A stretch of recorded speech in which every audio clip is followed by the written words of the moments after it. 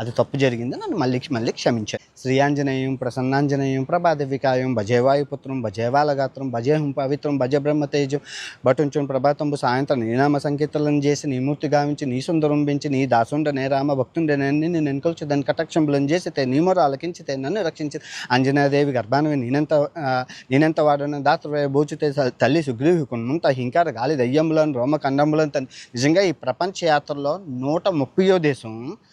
నాకు ఎప్పుడు భయం వేసినా ఏ అడవిలో అయినా ఏ కొండల్లో అయినా ఏ జలపాతాల్లో అయినా దండకం వెంటనే చదువుకుంటాను, ఎక్కడా లేనంత కొండంత పవర్ వస్తుంది నాకు. ఇలాంటిది నేను ఈ గడిచిన 8 సంవత్సరాల్లో భారతదేశంలో ఉన్న అన్ని దేవాలయాలు, అన్ని పుణ్యక్షేత్రాలు, చోటాచార్ధం బడాచార్ధం జ్యోతిర్లింగాలు, అష్టాదశ శక్తిపీఠాలు, అందులోని 7 ఖండాల్లో ఉన్న దేవాలయాలు ప్రపంచం అన్నీ చూపించిన నేను స్త్రీ స్వేచ్ఛ విషయంలో మాట్లాడే విషయంలో చిన్న తప్పు దొర్లింది. సీతమ్మ వారి విషయంలో నేను అది చెప్పడం తప్పు జరిగింది, కానీ ఎవరో క్షమించు అని అంటున్నారు. ఆ ఆంజనేయ స్వామి క్షమిస్తే చాలు. ఎందుకంటే నేను ప్రపంచ దేశాలన్నీ తిరుగుతుంటాను కదా, వాయుపుత్రుడు పంచభూతాలు అనుమతి లేనిదే నేను మిగిలిన దేశాలు నేను తిరగలేను కదా, అర్థమైంది కదా. సో ఆయన క్షమిస్తే చాలు. తప్పు చెప్పే విధంలో అందరూ తప్పులు చేస్తూ ఉంటారు.